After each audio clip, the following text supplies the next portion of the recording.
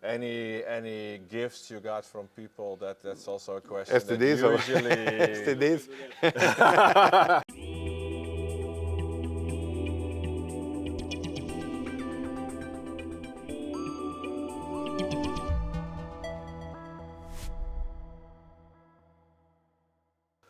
Welcome to Techno Talks. We are here in Steel with Tomo in der Mühlen. Hi, hi. Welcome on the show. Glad to have you. Can you tell me who is Tomo in der Mühlen? Multiple personalities, definitely, and multiple jobs and everything, but everything is around music and about music. In my whole life, I mean, that's the only thing what I do, and whatever I do is related to music, you understand? So DJing or club, that's a part of it also. Of course, of course. Now we will focus first on the musical part of it, specifically techno. Yeah, yeah. What is your thing in techno scene?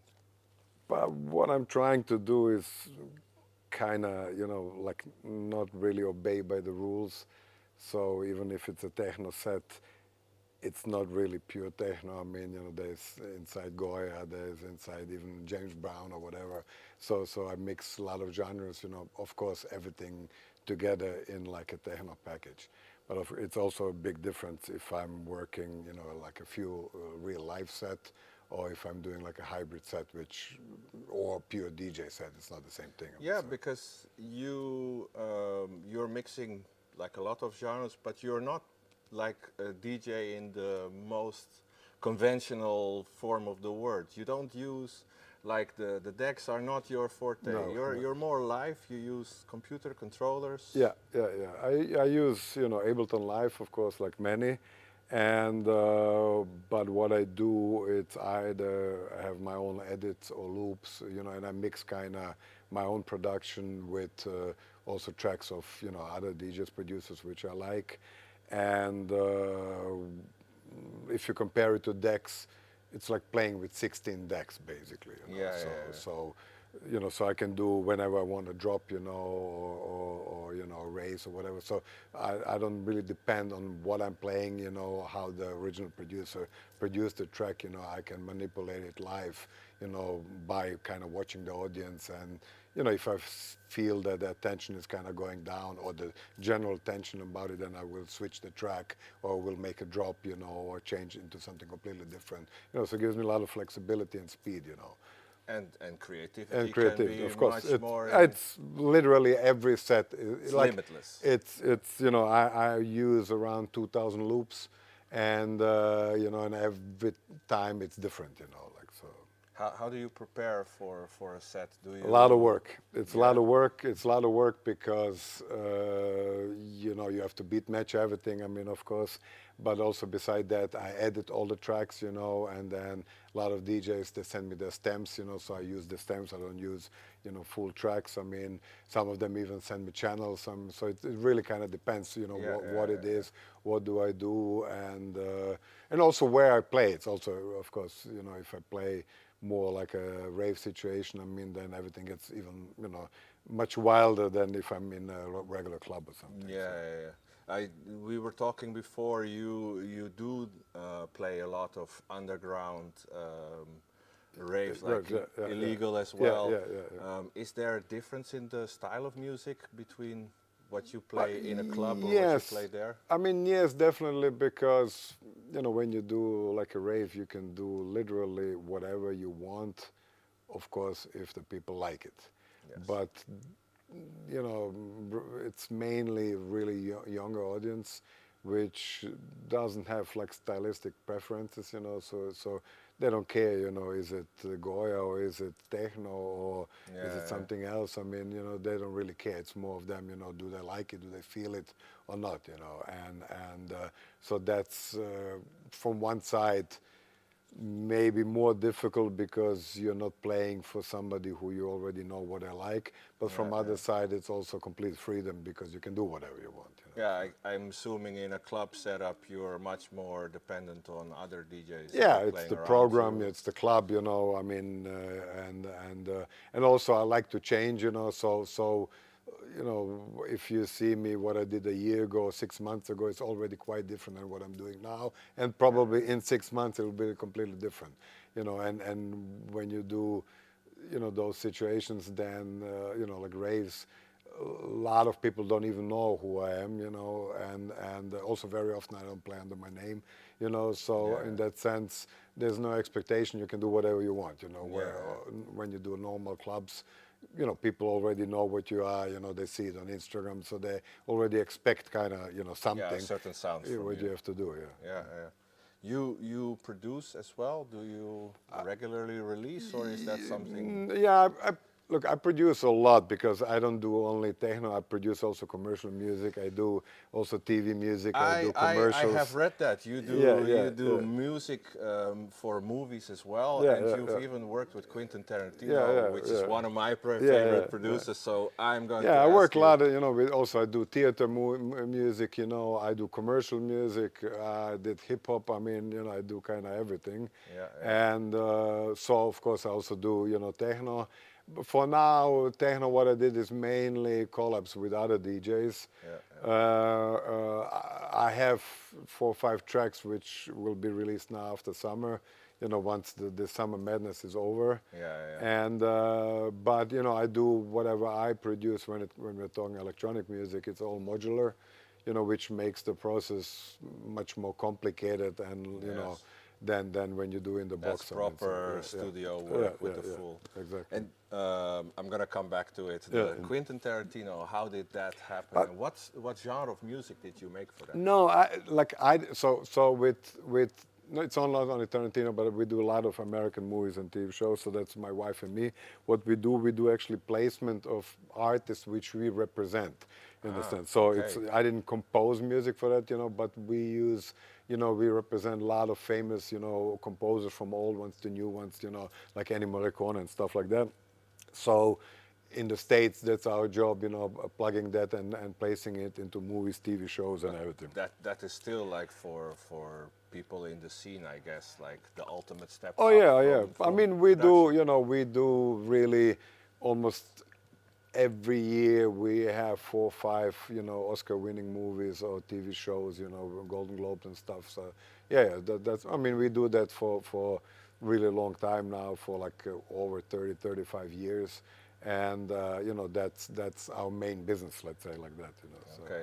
And then the techno is more for your feeling, or you prefer both? But it's a different world. It's of course playing live. It's always interesting and very fulfilling. I'm a musician also, so it's not only that I'm a DJ. I played live my whole life, everywhere, around the world and everything. So this is kind of just, the extension of the same thing which I'm already doing. And but of course, electronic music allowed me not to depend so much on, like when you play with the band with 5, 6, or 10 people, whatever. This I can do the show on my own, which again gives you much more freedom and to do whatever you want to do. All the creativity to go in there. Exactly. And you are from Germany originally? I was born in Germany. My father is German. My mother is German, but she's born Croatian, so that's the connection with Croatia. She's from Dalmatia, and so that's how we kind of ended up here. I was born in Germany. I came here. I went to school here. Then but I always kind of lived half Germany, half here. And then we went 93. I moved to New York. And and got also married with Miriam, and got kids who were born in New York. And since then we have the, let's say, New York connection. One of my daughters stayed and lived still in New York until recently, until COVID, and most of my friends and everything are there.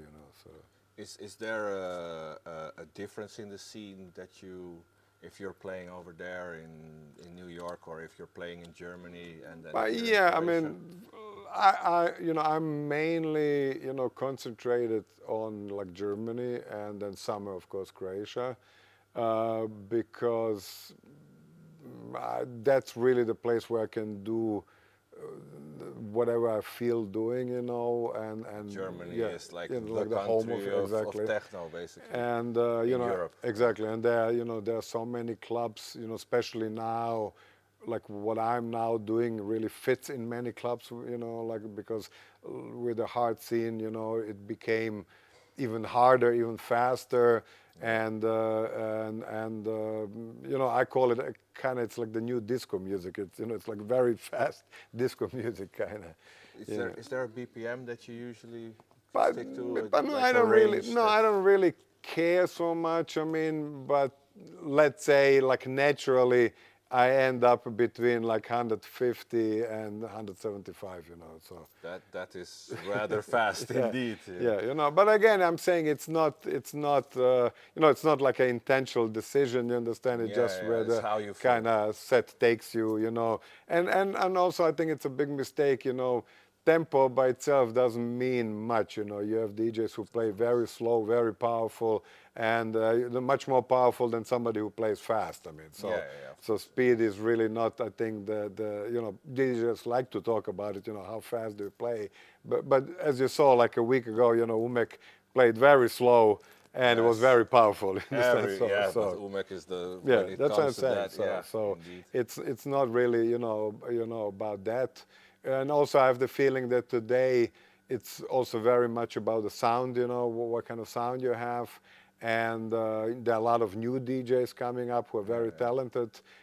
But then, you know, that you get your own sound, that you have a good sound is not so simple, you know. So. Yes, of course, but I asked the question more because of the, especially in a club setup, it really kind of matters how fast you play, and if somebody like Umek here last week played around 130 maximum, then you playing after that over 150. Yeah, no, I start slower than, you know. I mean, you know, it's because because I use, you know, the setup which I have, I can adjust very quickly, you know. So I can go from very slow to really fast. I mean, I even have a set with 200, you know. So so I can go, you know, either way, and you can also like feel, you know, where this crowd kind of stops following, you know, where it becomes too fast or too much or too aggressive, you understand, and everything, you know. And then, of course, it's a huge difference also, you know, if it's like a festival situation, or it's a club, or if it's an underground club, you know. You know, if you play in an underground club, you know, you can, of course, you know, be much more extreme. I mean, so. Of course, especially on the raves, then you can go much higher. But then also, you know, a situation where, you know, you have like a lot of female, you know, come to basically to hard techno, and they don't like really the industrial sound so much, you know. And they do like hard and they do like fast, but they don't like so much, you know, the industrial sound. And you know, so there are many things, but I think, you know, when you do it for a long time, then reading the audience is maybe one of the most important things, you know. Definitely. You know. Is there something in your setup that you absolutely can't do without, like equipment-wise? But I can't use players because I don't use them. So, so I am kind of stuck, you know, with Ableton. But again, you know, if I do like a full live setup, then of course not. Then it's usually modular, you know, and rhythm machines and that changes all the time. But I have many of them, so it's not one, you know. I use, you know, the Erica Synth LXR or 2, you know. I use a Behringer 909 clone, you know, and Electron stuff, of course. And I'm waiting now for the new Erica Synth Perkins, you know, which is like a new hybrid machine. So it changes. That like when it comes to hardware, that changes almost every gig. You bring what you feel. But it depends, you know, what kind of gig it is. Also, it depends very much on the technical possibilities of a club. You know, if you know if they don't have a big, you know, setup, if they don't have a big stage, if they don't have a big monitoring, then a lot of this stuff is not really, you know, you can't use it. We were talking about that with other guests as well. Do you have a rider that has a lot of specs in it? Of course. I mean, yeah, of course, you have to have it today, and but you know, still now, you know, even though if I have agents, you know, I still communicate with the club always directly, you know, to see, you know, what's really, you know, possible, because that's the other part, you know, since I'm working also here in Steel, then I'm dealing, you know, with writers of other artists, you know, and very often, you know, they're very broad, and realistically, not everything is needed what's on the rider, you know. So. Yeah.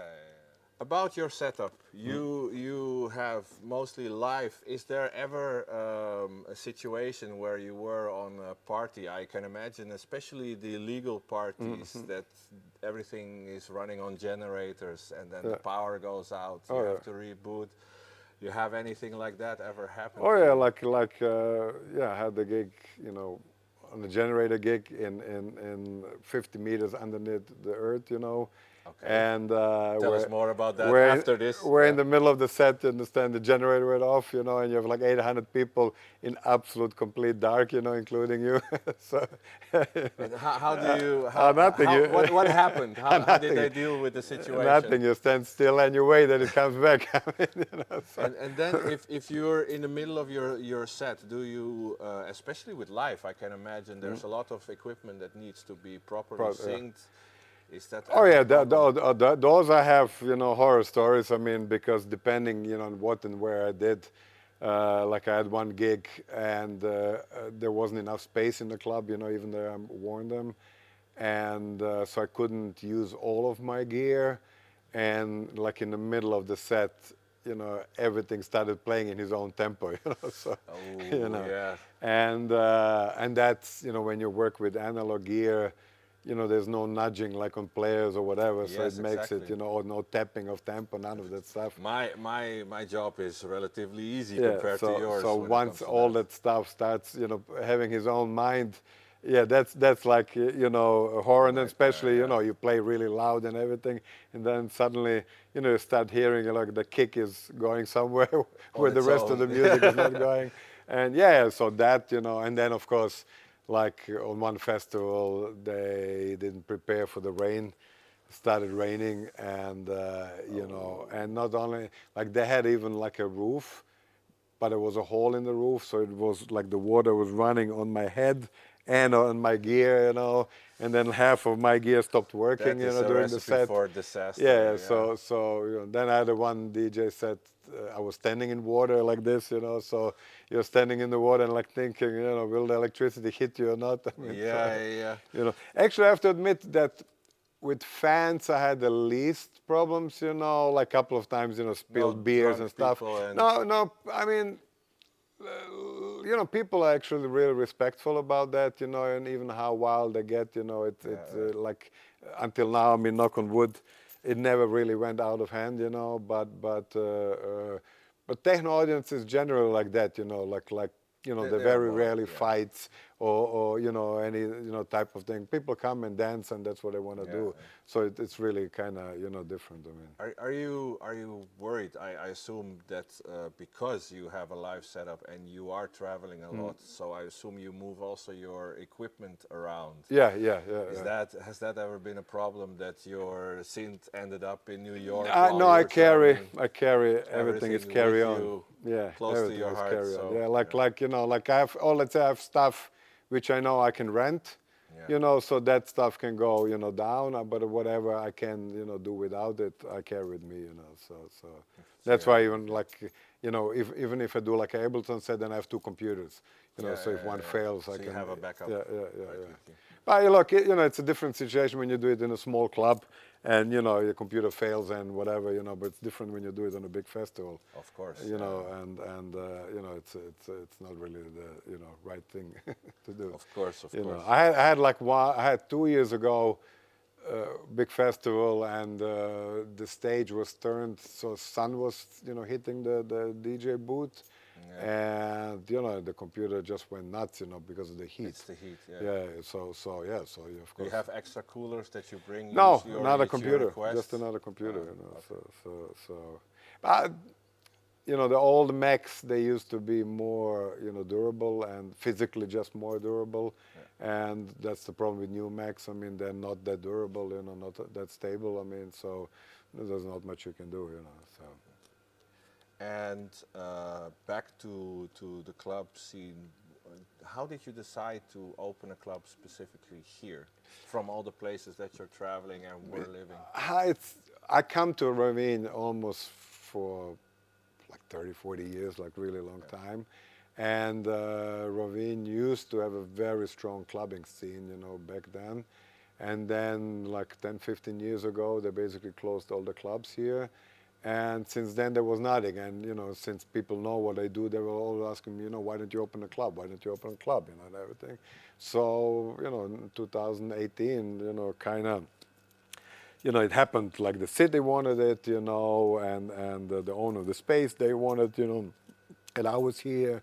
So everybody kind of supported the idea, so it really happened. I mean, That's actually one of the nicest stories I've heard. Yeah, from club yeah, it was all yeah. like very, I mean, it is still very positive.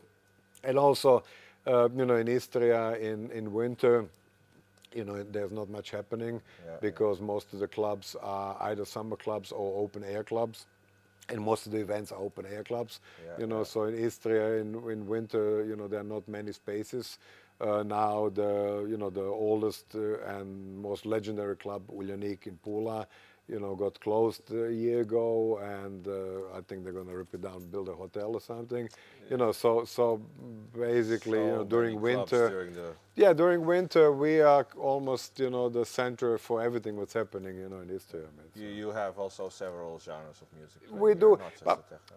okay, so we have, Steel is two things. Steel is, of course, a club, but it's also, let's say, we are like a group of promoters. We call it, Techno Steel, and we play as Techno Steel also, not only in Rovinj, we play also in other places. So Steel was made with the idea of working with any promoter. It was never like the idea that we are the promoters and that we do everything, so we have literally all types of music, you understand, and or even non-music. I mean, we have here events which have nothing to do with music, and also we have this other space, which we also do exhibitions here, and yes, I saw there's a lot more going exactly. on here So than just because the club we have basically we have two rooms, where this one is made mainly for electronic music, where the other one is made mainly for live music, So and also there's a completely different acoustics here, and we call this the black room, that one the white room, Okay, so not very inventive, but that's if it works. Yeah, but we did it, that one has a lot of natural light, so we wanted to keep it as it is, and and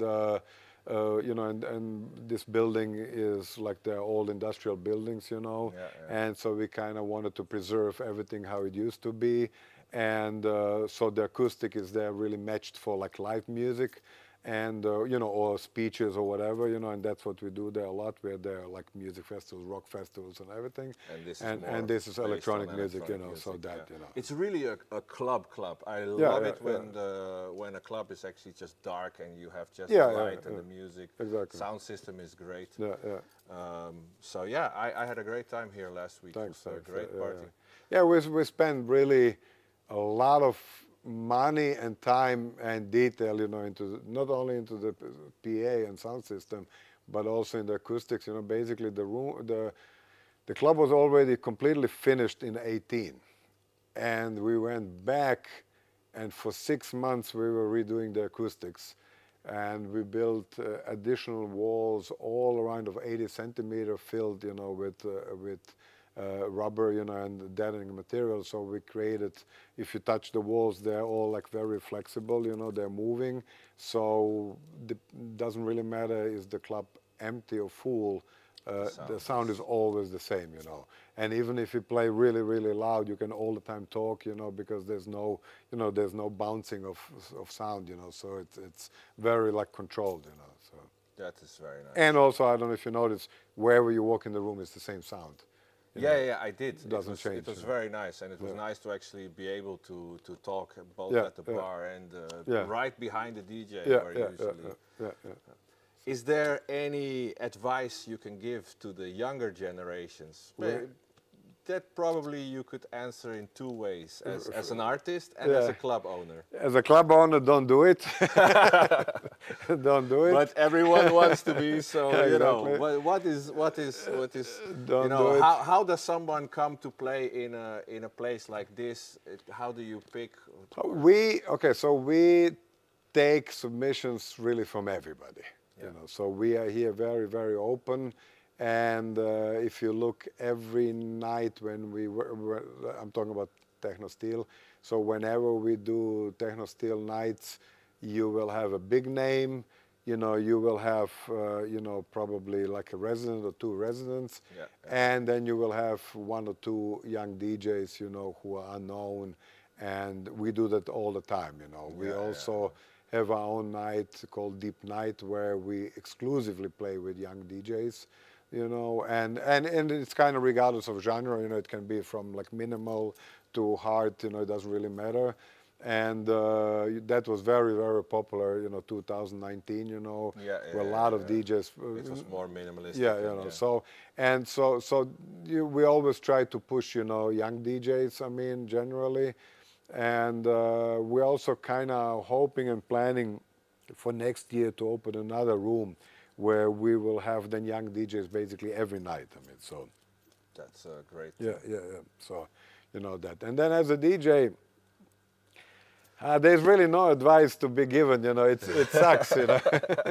Well, you know, there must be something, you know. But I think you have to be really like, you know, not to sound like an old guy, but practice, you know, like a lot of DJs don't practice. Yes. You know, and I mean, that's not only in techno, it's in everything, you know.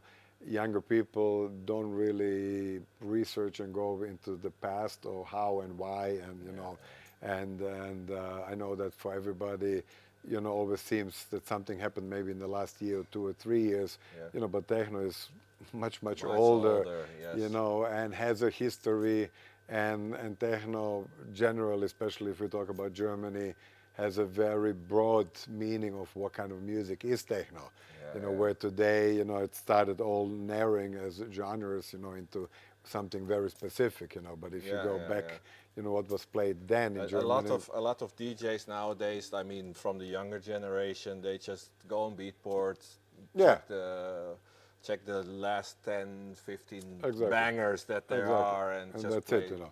So I think that's one thing. Second thing also, you know, it's the technical part. I mean, you have to prepare, you know, you have to, you know, match your songs. You have to know which songs have more bass, less bass, you know, MP3, sound quality. You know, MP3 is just not the same thing as wave, you know. Here, for example, I play exclusively from waves or even 24-bit waves, you know, which is a huge difference in bass and everything. So, you know, and a lot of people. I must say, look, this club is fantastic when it comes to that, because you actually did put in the effort to make it sound good. So here it matters. Usually in clubs, you don't really have that problem, because you will always hear it. No, you will hear it. You know, like here, look, that's here when I play. You know, in my set, I use on the output, I use compressors. You know, I have EQ, so that always allows me to wherever I play, to improve or alternate my complete output sound instead to match it, you know, to whatever I'm playing. You know, because of course, if you're playing in a you know club which doesn't have enough bass, and let's say your kick is very, very deep, it's actually going to sound very shallow there, because it doesn't. You know, so there won't be any oomph to it. So there are a lot of, you know, things like that, and that's where unfortunately, you know, experience comes to. And you know, like in everything, I mean, you know, the more you do it, the better you get. I mean, hopefully the better you get. Hopefully, yes. Yeah. So practice. So it's the same thing, you understand, and you know, and the same thing as a dancer or whatever, you know, musician. You just have to practice. Yeah, exactly. You have to do it, and the more you do it, the better you get. You know, and then you have to be ready, because you never know. You may, you know, not really have good bookings, and then suddenly you do have a great booking, and then you're not ready, you know, because that is from the other side. You don't have many chances, you know, to prove themselves. You know, that there are only few chances in your life, and you have to be kind of able to every time shine in your best, you know, and not, you know, because for me, do I play for 3 people or 3,000 people or 30,000 people? It's the same, you know. I always try to do the best I can do in that moment, because you never know if those 3 people, you know, who they are, you know, how important they are, you know. But also, for me personally, I feel that playing for 30,000 people is much easier, as in terms of crowd response, as it is to play for 3 or 4. Of course, but look, you know, like It's a bit off topic, sorry. Yeah, but yeah. I generally like playing clubs. Yeah. I don't like playing so much outdoor, you know, because I just feel, you know, especially I like playing like underground clubs, you know, like because you know what you're doing, you know what the audience is expecting, and you know, and so it's very kind of, you know, one directional, you know, when you play bigger crowds, and when you, especially if you today, you know, festivals, techno festivals are not really techno festivals anymore. There's, you know, from tech house to everything is going on, you know, so it can be great, but also it can be that you have people, you know, who are mixed, you know, and some of them like it what you're doing, some of them don't like it, so you have, you know, this problem of you know, kind of satisfying more groups of people, you know. And then of course there are moments where it doesn't really matter what you play, and it doesn't really matter what kind of audience. They like what you're doing, you understand, and then you're lucky, or they hate it and then you're unlucky. So still, you know, one of the advices that you would give then beginning DJs definitely practice. is to practice and to get familiar with a wider range Yeah, of music. yeah, definitely. But you have to. I see, for example, like DJs, especially older DJs, you know, who do have a commercial background, that they have a better understanding of the audience, you know, because they had to, you know, once you play commercial music, you know, I mean, you know, that's the function of it, I mean, to entertain people. And, you know, so of course you have the experience then, you know, what may go or not go. And but again, you know, in electronic music, also as a warm-up DJ, exactly, you learn really a lot from playing first. Of course, you know. So, and but yeah, it's that. And then also, I think today maybe what's really the biggest change, that there are so many DJs that today you almost have to be a DJ producer actually to kind of make it, you know. Yeah, that is interlinked now already for years. If you don't have the releases to back you up, you know, there's so many, you know, DJs out there, and you know, and people just want to hear something original. So it's becoming really, you know, a very important part of it, you know. So thank you very much for your time. Thank you for having me. And the hospitality, of course. Thank you. It was a pleasure. So this was it for Techno Talks this time. I hope to see you next time.